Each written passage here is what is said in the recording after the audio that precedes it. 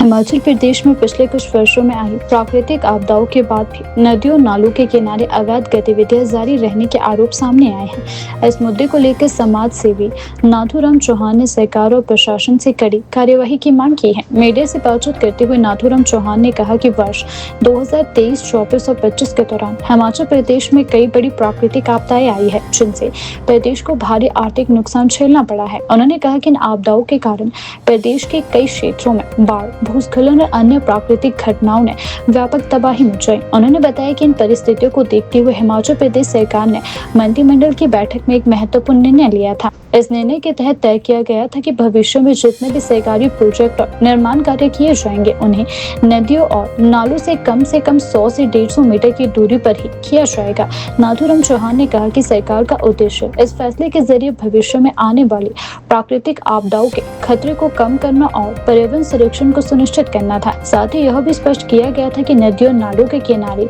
किसी भी प्रकार का निर्माण कार्य नहीं किया जाएगा। हालांकि उन्होंने आरोप लगाया कि नाहन क्षेत्र में पिछले कुछ समय से इस निर्णय की खुलेआम धज्जियां उड़ाई जा रही है।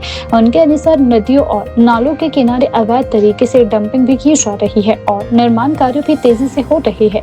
समाज सेवी नाथूराम चौहान ने कहा कि इस तरह की गतिविधियां न केवल पर्यावरण के लिए नुकसानदायक है, बल्कि भविष्य में भी बड़ी आपदाओं का कारण बन सकती है। उन्होंने कहा कि यदि समय रहते इन अवैध कार्यों को नहीं रोका गया तो बारिश के मौसम में हालात और भी गंभीर हो सकते हैं। उन्होंने प्रशासन से मांग की है कि नदियों नालों के किनारे हो रही अवैध डंपिंग और निर्माण कार्यों की तुरंत जांच करवाई जाए और दोषियों के खिलाफ सख्त से सख्त कार्यवाही की जाए। मित्रों, सरकार का मतलब या सरकारी अधिकारी का मतलब कि सरकार के नियम की धज्जियां कैसे उड़ाई जाए, सरकार के नियम को तार तार कैसे किया जाए, ये होता है।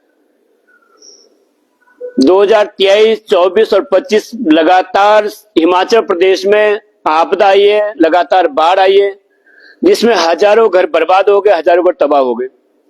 माननीय सुप्रीम कोर्ट को यह कहना पड़ा कि हिमाचल का अस्तित्व खत्म हो जाएगा, हिमाचल का अस्तित्व मिट जाएगा। उसके बाद सरकार हरकत में आई।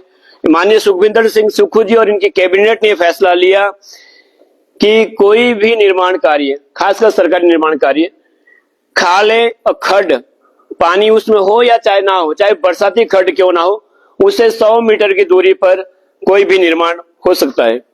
100 और 125 मीटर की दूरी पर, ये उसके लिए गाइडलाइन थी, जो पूरी गाइडलाइन है जो सरकार ने जो लिखी थी।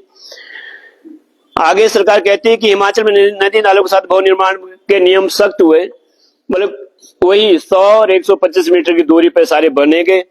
ये ना केवल एक अखबार बल्कि जितने हिमाचल प्रदेश में पेपर थे, इसमें 100 से 150 मीटर तक की इसमें गाइडलाइन दी गई। पर हैरानी की बात यह कि सिरमौर में एक मामला ऐसा है, आपको मैं एक फोटो दिखाना चाहूं कि ये 17,000 फीट, लगभग 17,000 फीट ये जो खाले हैं, चारों तरफ से खाले खड़े, ये 17,000 फीट के हैं ये। और 17,000 फीट के बाद ये जो नीचे खाला है, खड़े, इसमें एक निर्माण हो रहा है, निर्माण कार्य इस पे चला हुआ है। ये डंपिंग यार्ड है जो 2014 में यहाँ पर नेशनल हाईवे ने डंप किया था, बिना अनुमति के, बिना सरकारी अनुमति के, बिना फॉरेस्ट की अनुमति के। 402 फीट इसकी लंबाई है। अब समझ सकते हैं कि कितना गहरा, कितना बड़ी खाई है ये। उसके बाद ये है वो, इसके अंदर से पानी आता है। ये पूरा सरकार जो NH 707 ने इस पे कलवट बना रखी है। और ये जहां ऊंची चोटी जहां से पानी आएगा, लगभग ये 1500 फीट से अधिक, 1550 फीट से अधिक की ऊंचाई है। और यहाँ पर इस खड्ड में, इस खाले में, ये जो ये मैं दिखाई इसके साथ में, इसी खड्ड में बिल्कुल साथ में।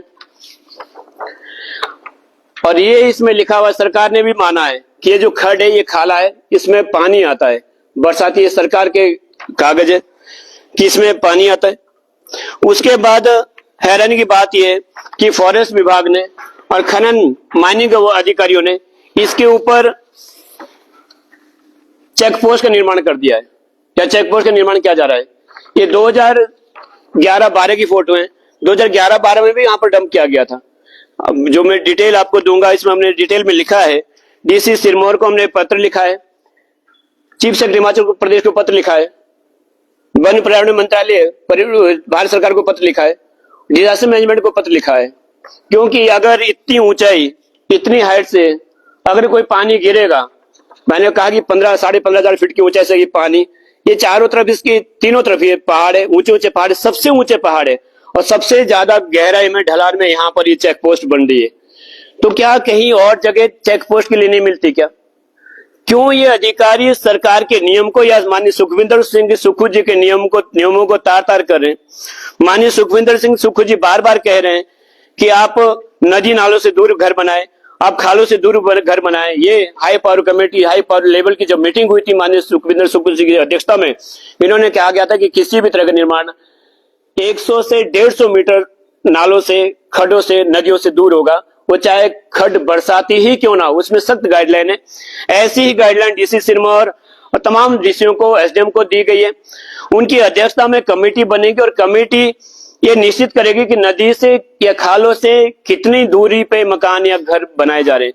पर सरकार ने, यानी कि मायनी विभाग सिरमौर ने, यानी कि उद्योग मंत्री हर्षवर्धन चौहान जी के अपने विभाग में, अपनी विधानसभा में, अपने जिले के अंदर नियमों को तार तार किया जा रहा है। क्या उद्योग मंत्री माननीय सुखविंदर सिंह सुक्खू जी से बड़े हैं?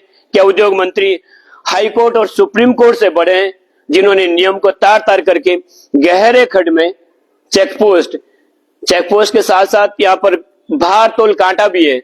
आप कल्पना कर सकते हैं कि लगभग 19 मीटर हाइट है उसकी, इसमें दिखाया गया था 19 मीटर हाइट है। जो मलबा वहां डाला गया उसकी हाइट, ये जो मलबा है ये वाला 402 फीट में फैला हुआ है, लेकिन 19 मीटर इसकी हाइट है। और इस हाइट के ऊपर आप इतनी बड़ी चेक पोस्ट आप कैसे बना सकते हैं?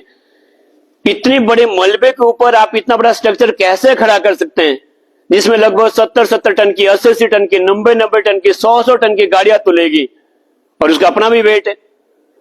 मैंने कहा कि 15,000 फीट से अधिक की ऊंचाई से पानी गिरेगा और उसकी तीनों साइड लगभग इतनी ऊंची ऊंची पहाड़ियां हैं। मैंने अभी फोटो दिखाई कि सबसे ऊंची पहाड़ी अगर है तो उसी एरिया में, तो क्या कहीं और जगह नहीं बन सकता था क्या?